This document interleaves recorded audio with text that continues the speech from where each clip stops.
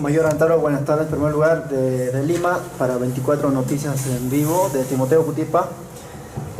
La pregunta que hemos podido recoger es que el temor que ustedes generan. En todo caso, ¿cómo nosotros podemos diferenciar a qué sector? O en todo caso, usted ha podido identificar que usted es, de alguna u otra manera, le genera un poco cierto miedo. Y de alguna otra manera, ¿por qué tendría que confiar en usted, nuestro pueblo en general? Muchas gracias. Gracias por la pregunta. Cuando me preguntan que yo genero temor, yo le pregunto, ¿a quién le genero temor? ¿A cada uno de los presentes yo le genero temor? ¿A usted, señor periodista, le genero temor? ¿Usted está temeroso de mí?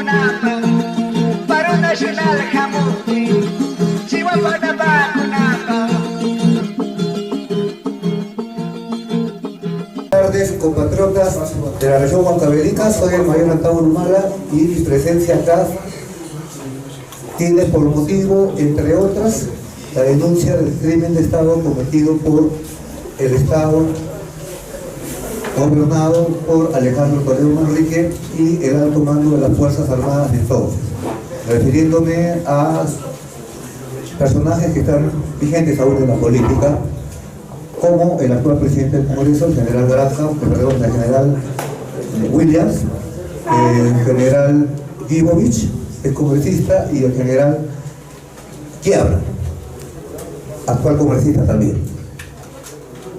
El que habla, acabo de salir de la prisión, hace 2 meses y medio todavía estaba preso, y siendo el último de los etnocaceristas que participó en esa rebelión y que pasó cautiverio.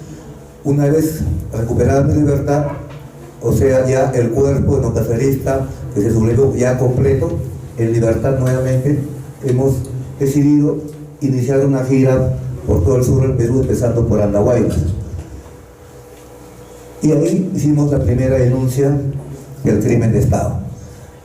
Es inusual que un asesino de policías y soldados, y a la vez secuestrador de policías y soldados, porque eso fue para el poder judicial corrupto de un Estado antinacional regido por una constitución antinacional que produce presidentes delincuentes en un tercio del siglo. Entonces, para ese sistema, obviamente, el patriotismo subversivo, el patriotismo delincuencial. Entonces, los supuestos asesinos, supuestos secuestradores, fuimos a la escena del crimen, y ahí en Andahuaylas, plenamente, en su totalidad, 40.000 andahuaylinos dieron su veredicto. Y es ahí donde nosotros empezamos la primera denuncia sobre el crimen de Estado. ¿Y qué es un crimen de Estado? Un crimen de Estado es cuando el propio Estado ultima a sus servidores, o sea, a sus empleados, ya sean soldados, policías, empleados bancarios, lo que sea, que son empleados del Estado, para objetivos políticos bajos y normalmente canalizados de manera clandestina por los servicios de inteligencia. En ese aspecto, el crimen de Estado involucró en Andahuaylas 6 asesinados, 4 policías y 2 reservistas, por francotiradores que estaban al mando, pues, del actual presidente del Congreso de la República, el general Williams, en complicidad con el actual congresista, que en ese entonces, durante el gobierno de Toledo, era ministro de Defensa, el general Quiabra, actual congresista, y en complicidad también con el general Otto Gibovich, que era comandante general de la primera brigada de fuerzas especiales, en la cual estaban encajonados los contingentes de francotiradores, actual congresista o ex congresista de la República por la región Ancash. Por supuesto que esta es una acusación gravísima y la sostenemos con documentos originales de clasificación estrictamente secreto y reservado, originales, y asimismo proporcionados por oficialidades patriotas y aún quedan en las Fuerzas Armadas. Y estaban a punto de ser incinerados. Se trata de un conjunto de documentación según la cual el Ejército, el Ministerio de Defensa, le miente a la Fiscalía con respecto a la participación de los francotiradores, con lo cual conlleva a la Fiscalía o al Ministerio Público, que se lleva la investigación cuando hay cualquier infracción a la legalidad, como es una rebelión, lo lleva a edificar una teoría falsa del delito y con ello una acusación calumniosa, que ya la hemos cumplido. Fuimos condenados, cumplimos la sentencia y ahora hemos recuperado la libertad y procedemos a denunciar. Pero para nosotros esto en verdad está enmarcado dentro de algo más inmenso, de más importancia, digámoslo así. Obviamente que un crimen de Estado es muy importante, pero estamos viendo que lo que pasó en Andahuaylas, porque en Andahuaylas tuvo que hacerse un manifiesto político, una rebelión, uno dice por qué se rebela. Y en el manifiesto de Andahuaylas, como en el que lo ocupa 5 años antes, siempre se impugnó la vigencia de la actual constitución de hechura de Fujimori y Montesinos, que es el origen de la desgracia de la República. Una constitución que desde su misma existencia produce presidentes delincuentes, presidentes traidores, presidentes ladrones, incluyendo un hermano mío que nos traicionó. Entonces, ahora que nosotros recuperamos la libertad, constatamos que la situación ha empeorado, o sea que las banderas del andahuaylazo quedan cortas ahora. En ese tiempo, cuando hicimos esa rebelión, no sabíamos de la bajada y tampoco había sucedido la pandemia que demostró que el sistema económico era una gran mentira, y tampoco habíamos soportado el 1,5 millones de lumpen laboral venezolano que nos quita trabajo ya a un pueblo demasiadamente traicionado y castigado. Entonces, en esta situación es que nosotros estamos recuperando la libertad, y ahí, aparte de denunciar el crimen de Estado acaecido en ese entonces, también vemos la necesidad de convocar primero la construcción de un frente patriótico y la convocatoria simultánea a una gran marcha para marzo próximo a la ciudad de Lima, a recuperar el Congreso secuestrado desde abril del 92 con el autogolpe que produjo esta constitución malparida que produce delincuentes en la presidencia y que, repito, es el origen de la desgracia nacional. En otras palabras, la solución al problema nacional actual no está en función a lo que sostenga la constitución de Fujimori y Montesinos, sino a lo que se contempla en la constitución, que es la legítima, que es la constitución del año 79, que contemplaba la pena de muerte por traición a la patria como una figura de alta corrupción que se aplicaría a todos los presidelincuentes habidos desde el 5 de abril del 92. Entonces, para nosotros es prioridad, ¿no?, la recuperación del Congreso de la República y la refundación republicana, que conlleva de por sí una asamblea constituyente y un nuevo contrato social. Dicho esto, estoy ya a responder las preguntas de la prensa regional respecto al tema que nos convoca acá. Mayor Antaro, buenas tardes. En primer lugar, de Lima, para 24 Noticias en Vivo, de Timoteo Cutipa. La pregunta que hemos podido recoger es que el temor que usted genera, en todo caso, ¿cómo nosotros podemos diferenciar a qué sector? O en todo caso, usted ha podido identificar que usted es, de alguna otra manera, le genera un poco cierto miedo, y de alguna otra manera, ¿por qué tendría que confiar en usted, nuestro pueblo en general? Muchas gracias. Ya, gracias por la pregunta. Cuando me preguntan que yo genero temor, yo le pregunto, ¿a quién le genero temor? ¿A cada uno de los presentes yo le genero temor? ¿A usted, señor periodista, le genero temor? ¿Usted está temeroso de mí? No. Entonces, hasta ahora yo no sé a quién le genero temor. Lo que pasa es que hay 4 o 5 periodistas de Lima, de los canales limeños, que dominan la televisión de señal abierta, que no le han ganado a nadie, pero hablan todos los días ante millones de peruanos. O sea, alguien les ha dado el poder para hablar todos los días ante millones de personas. Canal 2, Canal 4, 5, ATV, cuyos dueños no sabemos quiénes son. La mayoría son extranjeros. Y contratan un staff de periodistas que obviamente piensen como ellos piensan. Y como son extranjeros, piensan como extranjeros, despreciando lo nacional. Entonces cuando sale un movimiento nacionalista y levanta las banderas de Velasco y tiene opción de poder, no solo tiene opción de poder, es la primera opción de poder ahorita. Si ahorita hay elecciones, nosotros la ganamos en primera vuelta, no nos cabe duda. Ese es el pánico de la derecha. Ellos saben que van a perder en primera vuelta, también no les cabe duda. Entonces estos son los que meten 2, 4, 5 periodistas, ese cuarto poder putrefacto, periodistas que tienen 30, 40 años en la pantalla. Son los mismos. Acá hay muchachos que tienen 20, sus papás también han visto a los mismos periodistas.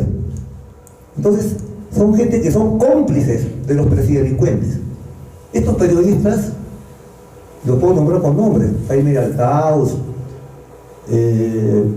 Mónica Delta, Federico Salazar, Rosa María Palacios. hasta Rosa María Palacios, 40 años en la televisión, ¡qué bestia! ¡Qué bestia! 40 años, 4 décadas en la TV. Y los otros, igualito. Y todos son parientes, familiares, nueras, yernos, de los dueños de los canales, de los principales directores de la televisión. Es entre ellos, es una argolla, especialista en denigrar a la nación. Entonces, obviamente, para esos pelagatos, por supuesto que les genero temor, y estoy orgulloso que sea así.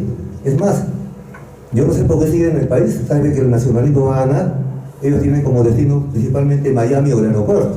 Entonces, lamentablemente no me molesta causar el temor a esos 4 o 5 pelagatos de la televisión.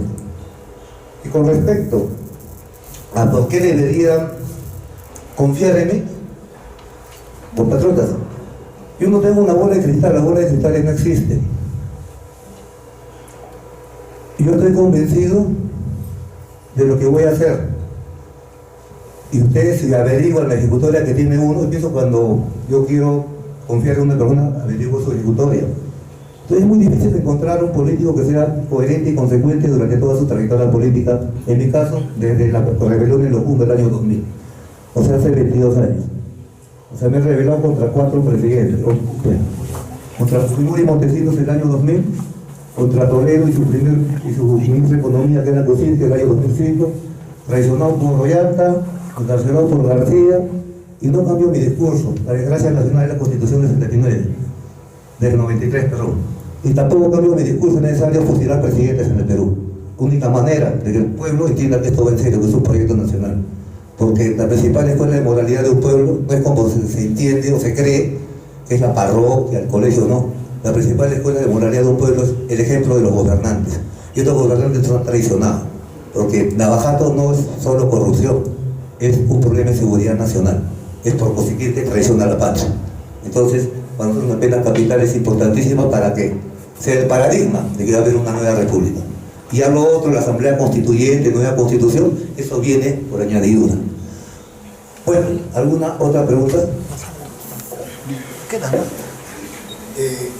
Mayor, San Presidente, ante todo, el saludo cordial a nombre de la pequeña Suiza, de la ciudad de Las Rosas y Ruindo, de la provincia de Angaraes, a través del medio de Radio Eco, su programa Arimarizo Yacta.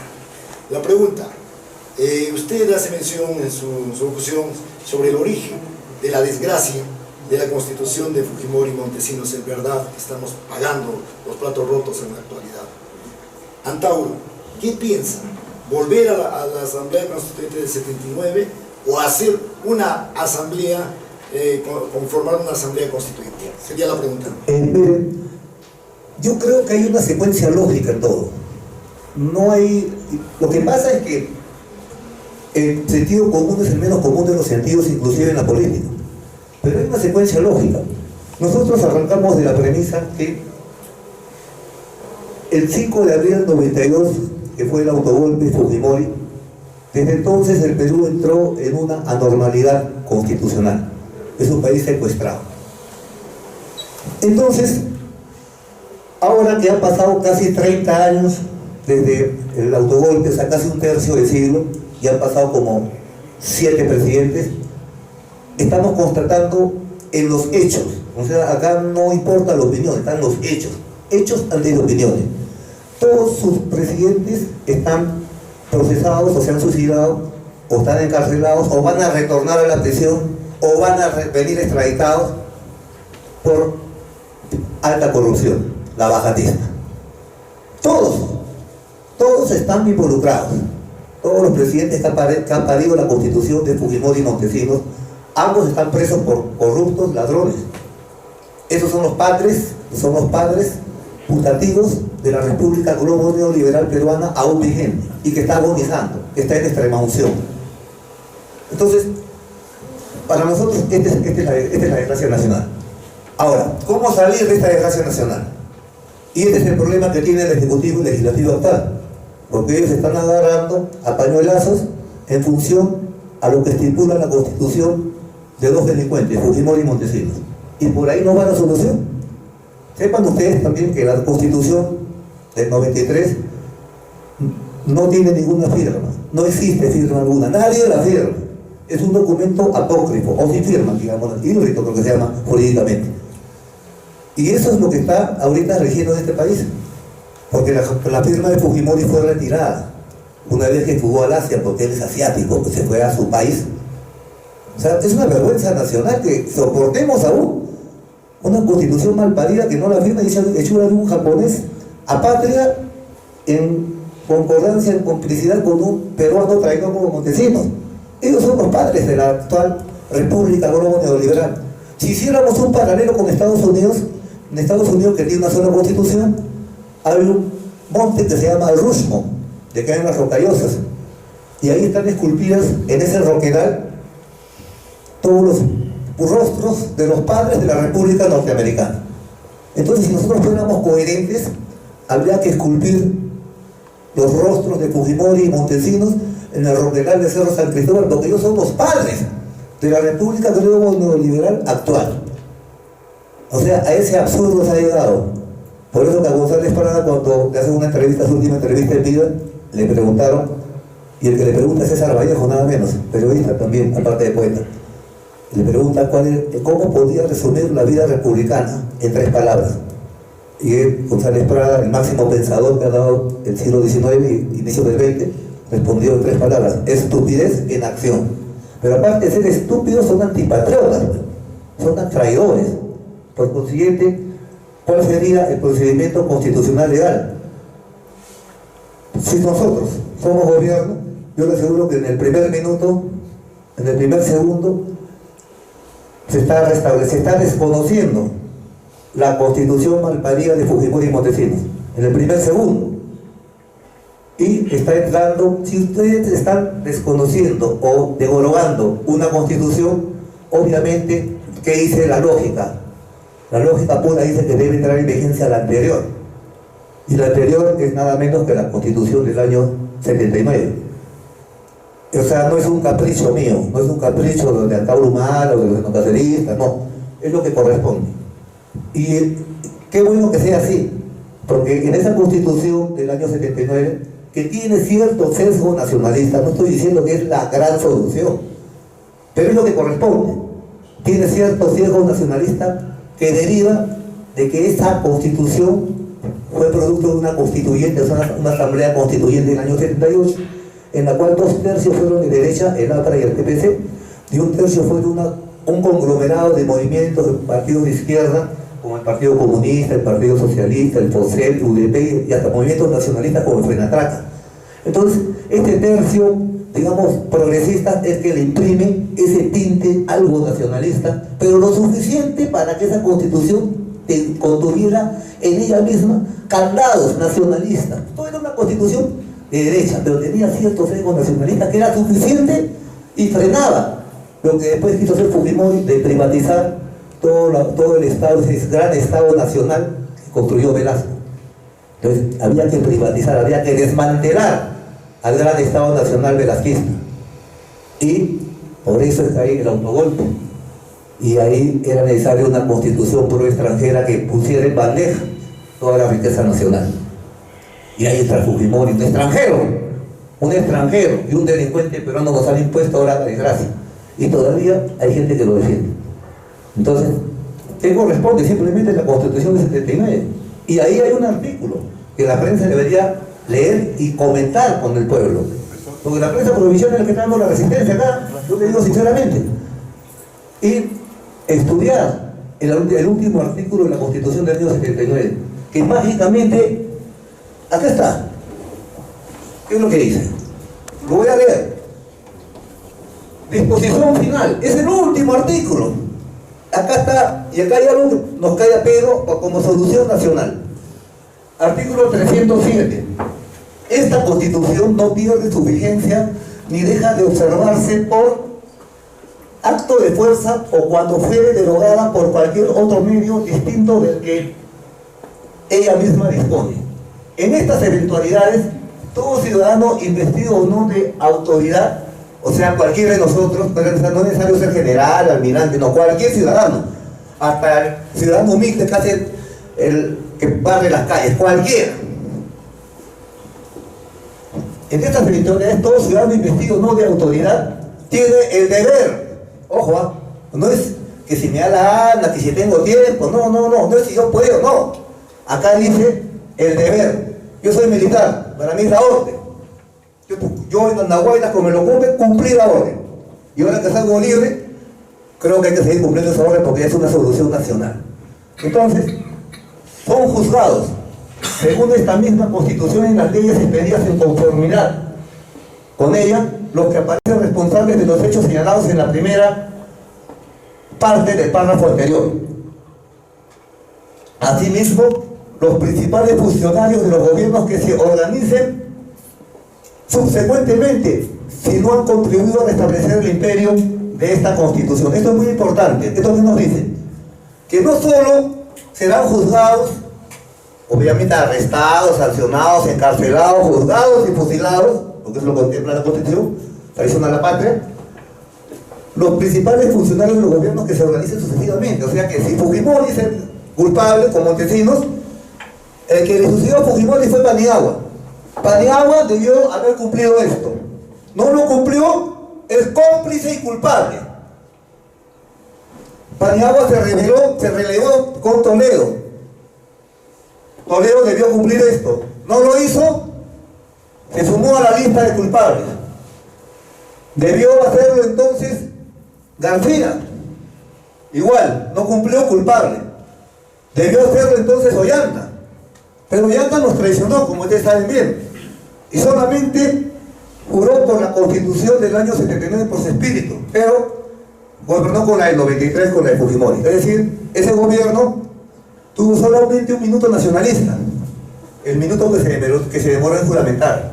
Y tuvo 4 años, 11 meses, 30 días, 23 horas y 59 minutos de contranacionalismo, o sea, de traición. También es culpable, se suma. Obviamente con más vileza, porque se supone que era de los nuestros. Se suponía que era nuestro. O sea, la traición fue doble. Nosotros sabíamos que Toledo era un hijo de la Guayaba, sabíamos del hijo de García, de Cusinski, sabíamos de todos cómo era. Iban a gobernar contra la nación. Pero este señor, mi hermano, era de los nuestros. O sea, su vileza es doble.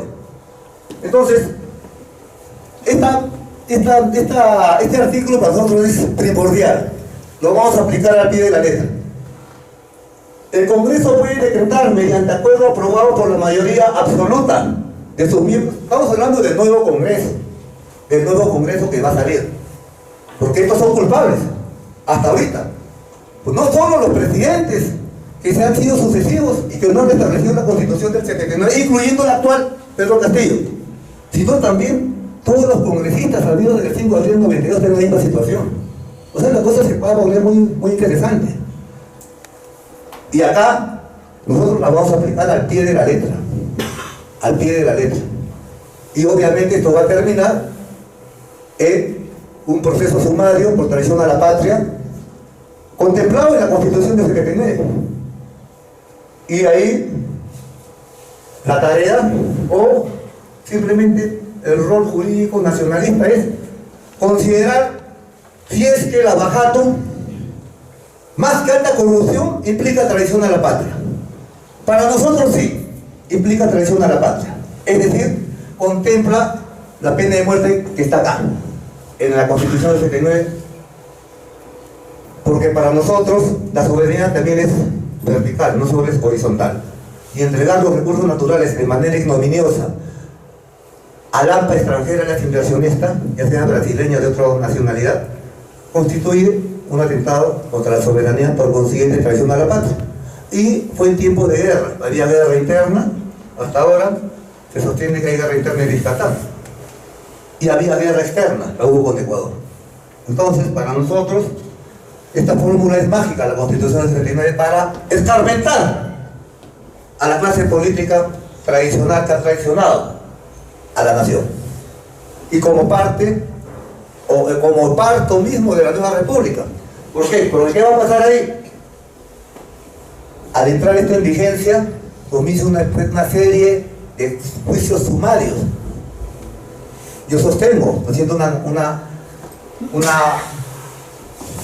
comparación, tranquilamente, y debiera ser así, debiera llenarse la base naval con todos los presidelincuentes habidos del 5 de abril 92.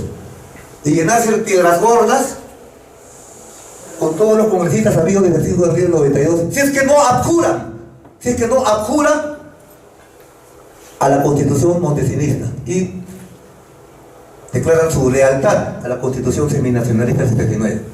Obviamente sin salvarse de lo que prescribe este último artículo, que dice lo siguiente: el Congreso puede decretar mediante acuerdo aprobado por la mayoría absoluta de sus miembros la incautación de todo o parte de los bienes de esas mismas personas y de quienes se hayan enriquecido al amparo de la usurpación para resarcir a la República, o sea, al pueblo, a nosotros, de los perjuicios que se les haya causado. ¿Y qué se nos ha causado?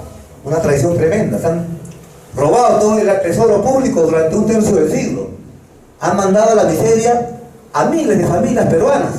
Lo peor, que han favorecido intereses extranjeros, agentes AMPA extranjera, las inversionistas, tabajatistas, sobornando a 6 presidelincuentes durante un tercio del siglo. Es un problema de seguridad nacional, porque simplemente es traición a la patria, y esta es la única manera que se logre primero la solución al problema nacional, porque esto que va a provocar, aparte del escarmiento histórico que es necesario, va a provocar que se convoque inmediatamente también, en ese primer minuto, en ese primer segundo, a una asamblea constituyente, con o sin referéndum.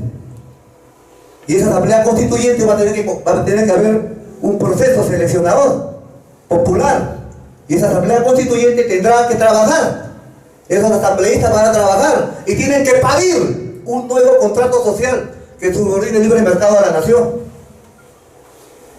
Y ese parto va a durar un año. Tienen que votar, tienen que debatir, tienen que pensar, principalmente tienen que pensar, tienen que leer. Y ese producto, ese parto, ese nuevo contrato social va a salir después de un año. Y entonces viene la pregunta del millón: ¿y durante ese año qué? Mientras tanto, ¿qué? Mientras tanto, ¿qué rige? Tiene que regir pues la Constitución, que por lógica elemental corresponde, que es la del 79, con este artículo. Hay que ponerle marco de oro, porque se va a salvar a la República. Porque si esto no se cumple, va a haber una guerra interna en el país. Es inevitable. Así como están las cosas. Estamos en una situación que el marxismo de antaño hubiera denominado situación revolucionaria, pero que el nacionalismo de ahora consideramos que estamos a puertas de una refundación republicana. Y esta refundación necesita paradigmas, necesita una señal de los tiempos. Ese escarmiento histórico consiste en la pena capital en función a esto de los presidelincuentes. Y acá no interesa que hubo un hermano, no, todos son traidores. ¿Alguna otra pregunta?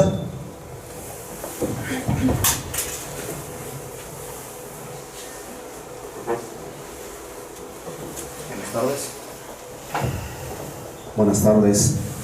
Buenas tardes con todos los presentes. Jaime Luján de Mastermix de Huancavelica. La pregunta va en un sentido histórico. Tenemos 201 años de vida republicana. Hay 2 etapas muy importantes que debe reconocer en este tema: la dependencia económica, política, cultural, etcétera, etcétera, que de 1821 hasta Augusto Beleguía ha sido pues a Inglaterra, y de Augusto Beleguía en adelante hasta el día de hoy la dependencia de esa misma naturaleza a Estados Unidos. Y necesario ver el plano internacional, porque si no vemos ese tema no vamos a poder ver y responder a muchas preguntas de plano nacional.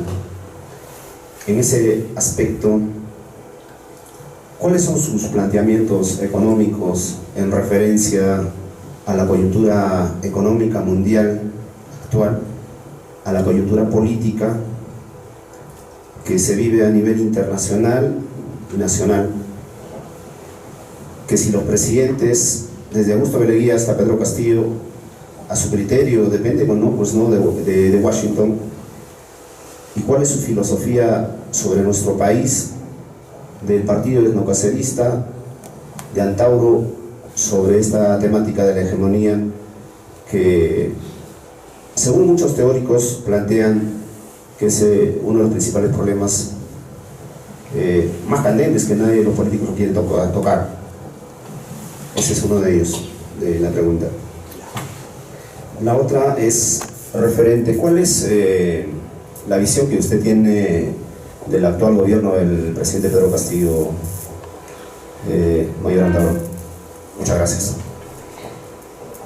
Muy bien.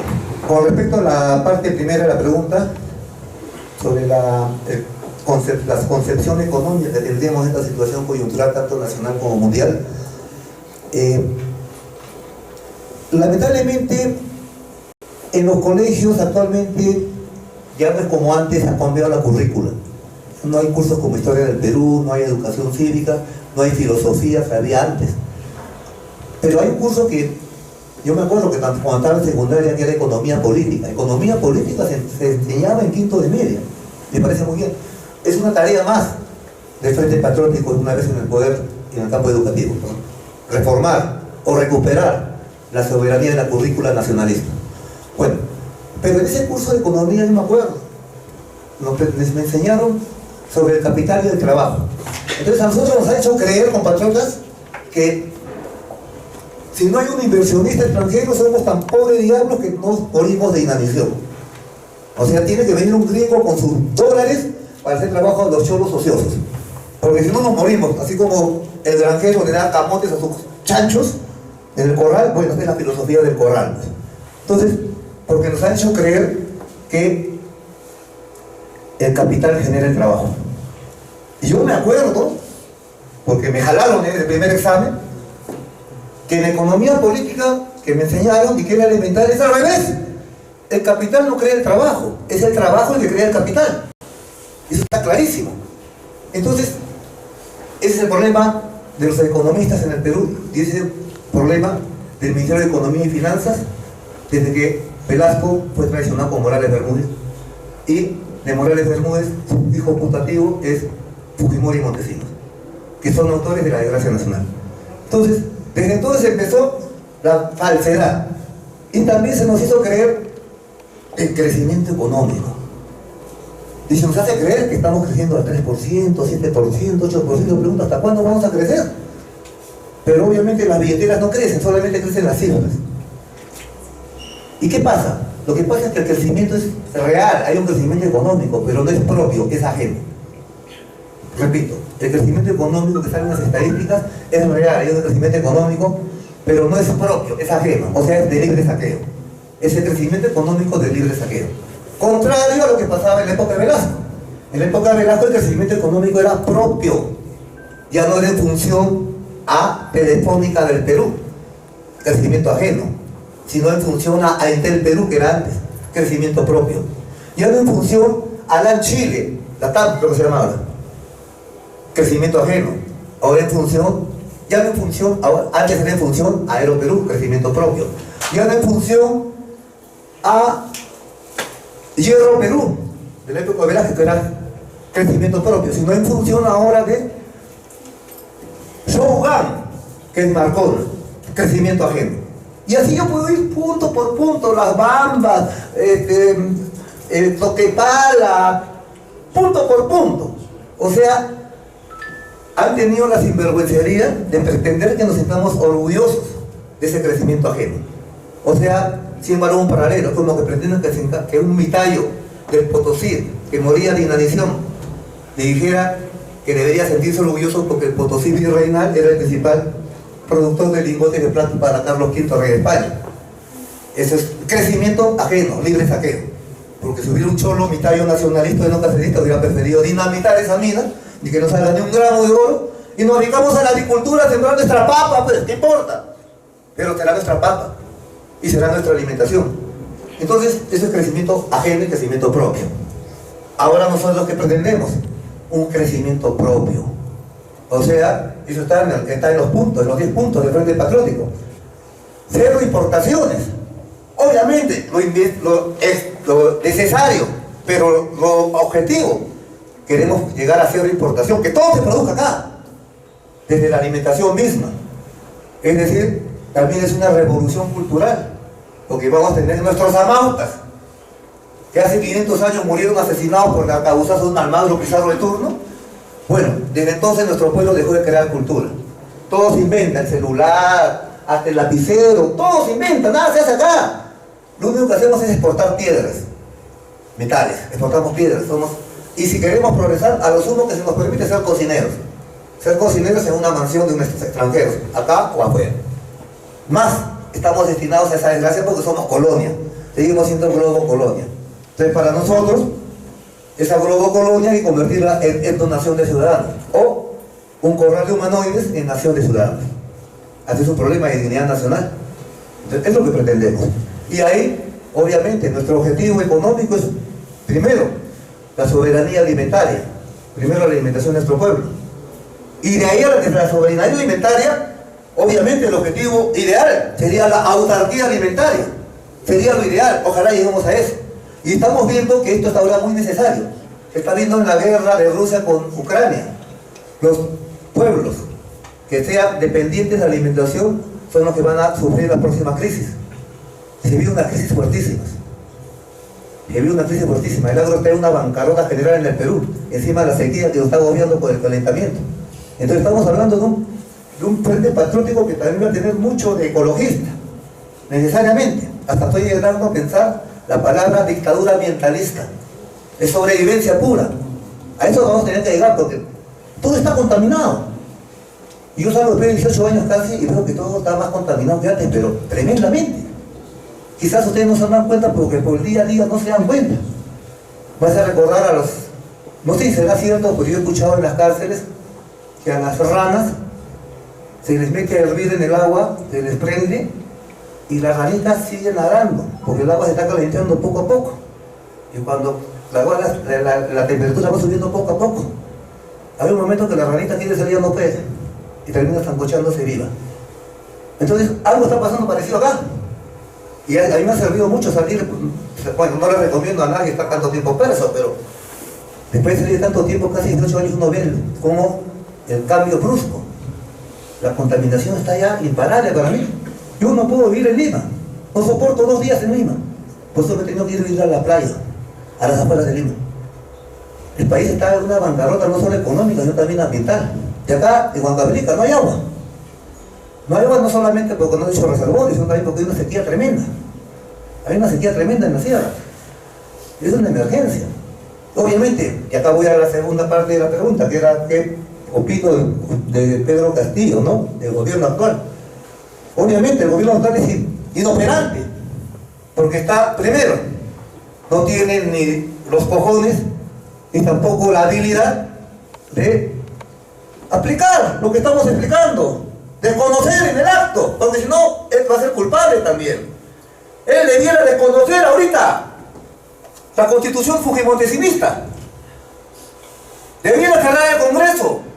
Él mismo, sin esperar hasta marzo, que lo vamos a hacer nosotros. Él debiera hacerlo. Pero no tiene ni el valor, ni la habilidad. Y para terminar, inmerso acá, pues. Sí que no lo hace. Es lo que dice la secuencia lógica.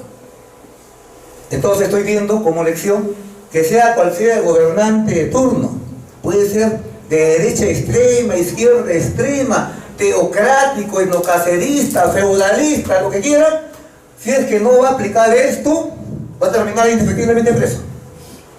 Porque esta constitución produce presidentes delincuentes en la presidencia, porque es delincuente y delincuencial en sí mismo. Y es un problema de seguridad nacional.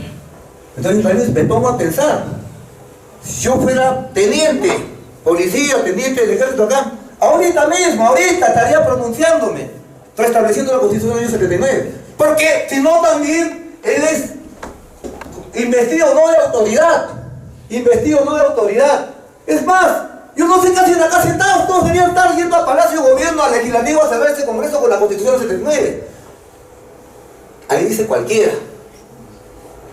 Usted y yo. Entonces, yo me he revelado 2 veces para hacer esto.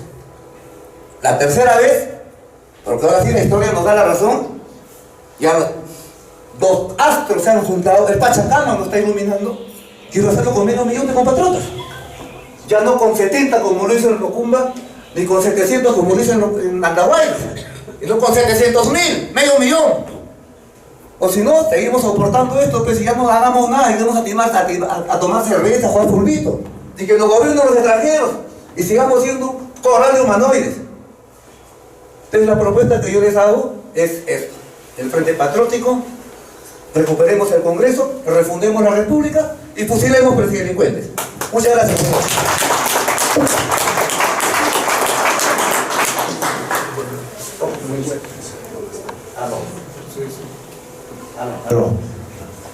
Muy buenas tardes, Mayor, a todos presentes.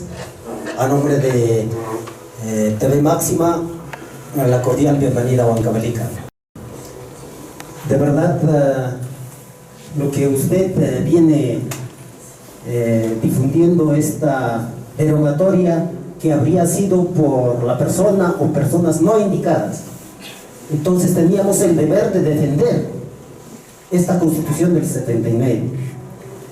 Eso poca gente entiende, Mayor. Por ello lo felicito. Sin embargo, los de la derecha van a informar, van a tener diferentes opiniones. Mi pregunta es, ¿por qué tanta gente no entiende? En esa época no hubo personas inteligentes para no permitir derogar, porque únicamente tenía que derogar la Constitución, no otra persona. Eso es lo que no entiende la gente. Entonces mi pregunta es, reiterado, ¿por qué la gente hasta hoy no valora eso? Y de una vez vamos a derrotar esta Constitución del 93. Finalmente, Mayor, a base de sugerencia, pues tener cuidado con oportunistas y traidores que podría haber en Huancavelica y en otras regiones para ganar más credibilidad. En Huancavelica hay muchas comunidades que de verdad están dispuestos a organizarse y de una vez por todas cambiar esta realidad del Perú. Muchas otras sugerencias habría, Mayor, pero concretamente esa es mi pregunta. Muchas gracias. Muy bien, compatriotas, gracias. Yo creo que cada vez hay más conciencia popular en relación a la necesidad de restablecer la Constitución del año 79. Eso por lo menos lo veo constatando en todas las giras que estoy realizando, desde Ilave hasta Andahuaylas, desde Tacna hasta Arequipa y Cusco, Apurímac, Huancavelica, ahora y también Junín. He constatado que hay cada vez más conciencia y más convencimiento y más, quizás hasta más decisión, y eso me alegra bastante. Ahora, nosotros efectivamente hemos hecho 2 rebeliones, una contra Fujimori y Montesinos, la otra contra Toledo y Kuczynski, que era su ministro, para restablecer la legitimidad que es la Constitución del 79 y derogar y juzgar y sancionar a los usurpadores que han extranjerizado al país, que han privatizado todo el aparato estatal y que nos han sumido a nosotros en una desgracia económica que ha provocado el colapso de muchas familias. El colapso del núcleo familiar de la sociedad peruana ha sido colapsado exprofesamente durante un tercio del siglo por 6 o 7 presidentes traidores. Porque el desempleo para nosotros es un problema también de seguridad nacional, porque es la manera más efectiva de destruir a una sociedad. Porque con el desempleo nadie puede ser buen ciudadano. El padre no puede ser buen padre, la madre no puede ser buena madre, el hijo no puede ser buen hijo, el esposo no puede ser buen esposo. No puede haber buenos ciudadanos cuando hay desempleo o subempleo, o cuando son los sueldos tan irrisorios que obligan a la sobrevivencia. Entonces esto ha sido un crimen que se ha cometido contra el pueblo peruano en esos tercios del siglo. se han robado el tesoro público. El ingreso per cápita, hemos hecho estudios al respecto, debería ser el triple. O sea, el sueldo mínimo debería haber sido el triple de hace 20 años. Y si el sueldo mínimo es el triple, el salario informal también se triplica. Entonces, toda esta desgracia familiar, social, que yo lo he visto en las cárceles. En las cárceles todos los días entran miles de muchachos, adolescentes, con robo de celulares. Y obviamente, una persona como yo, no puedo decirles, ¿qué les voy a decir? Porque ellos responden, mayor, a usted le respetamos. Pero, mayor, yo tengo 25 años y no conozco un presidente honesto. Es más, creo que no hay un peruano de 35 años para abajo que conozco porque es un presidente patriota, honesto. No conoce. Es un problema grave. Entonces, este muchacho que ha robado el celular, que entra a la cárcel, me dice, no conozco un presidente honesto. Yo puedo robar un celular si los presidentes se roban todos los días 1 millón de celulares. Entonces es un problema gravísimo lo que está pasando en el país. Entonces, para nosotros es traición a la patria también. Y nosotros, los militares, porque los etnocarcelistas hemos sido soldados. Hemos luchado en la guerra interna, veteranos del conflicto con Ecuador, tenemos experiencia de combate. Y como soldados, todos los soldados del Perú y de todos los países del mundo, y en todas las épocas del mundo, tienen un momento que tienen que juramentar. Es una ceremonia pública ante el líder nacional, que en nuestro caso es Francisco Boronés. Y ahí los soldados, desde el cadete hasta el soldado, todos, el 7 de junio, juramentan ante la bandera, o sea, ante la nación, no ante el presidente de turno, no ante el presidelincuente Toledo, Osito, García, no, ante la nación eterna y milenaria. El soldado peruano juramenta fidelidad, aquí a la nación, a la bandera, no juramenta fidelidad para ir con los palotes. Y si ese pedir con los palotes, que es presidente momentáneo y que por ese tiempo nos personifica a todos, traiciona a la nación, entregándose a agentes extranjeros lavajatistas, o privatizando, extranjerizando nuestro patrimonio energético, que es el subsuelo, al extranjero de manera ignominiosa. Entonces el militar de honor, el militar patriota, debe sentir en el alma eso, porque está viendo que el gobernante está traicionando a la nación por la cual juramentó fidelidad. Entonces, ¿qué tiene que hacer? Tiene que golpear a ese gobernante, tiene que darle un golpe de Estado, porque está traicionando a la nación y yo juramenté. Y además, ahí dice que tengo el deber. Lo que pasa es que en el Perú está prohibido ser consecuente. Es lo que está pasando. Pero seamos consecuentes ahora, porque si no aceptemos que tenemos vocación de esclavos. Aceptémoslo, pues. Si no, marquemos, pues, a cambiar las cosas. O si no, el problema se lo vamos a endosar a la siguiente generación. Y la siguiente generación va a terminar maldiciéndonos, ¿no? Porque están en el vientre de la madre y ya están endeudados. Ustedes saben que nuestra deuda externa es casi 80.000 millones. Cada peruano per cápita está debiendo 80.000 entre 30, estamos hablando, ¿cuánto? 2.500 dólares. Cada uno debe 2.500 dólares, todos son morosos. Es un país de morosos. Hasta el chiquito que ha nacido ahora en el hospital es un moroso, nace un moroso. Porque somos pues un corral de humanoides, pues somos una colonia. A eso hemos llegado. Pero ahí tenemos también nuestra identidad milenaria, nuestros héroes, ¿no? Por eso también nos quieren quitar el curso de historia. No quieren que tengamos historia, no quieren que tengamos memoria, no quieren que tengamos identidad, no quieren que tengamos patriotismo. Pero la solución pues viene del pueblo, pues, y parte del pueblo es el etnocarcelismo. Y ahora, como digo, el Pachacalma nos ha bendecido y vamos a recuperar la patria en este marzo. Y ahí se viene toda esta secuencia, empezando por esta disposición final. Compatriotas, yo tengo un compromiso con honrar acá, tengo que dirigirme a la plaza, porque ahí hay paisanos nuestros que están esperando conversar conmigo. Así que les agradezco mucho la presencia del periodismo regional y por favor les invito a la plaza a por ejemplo, muchas gracias.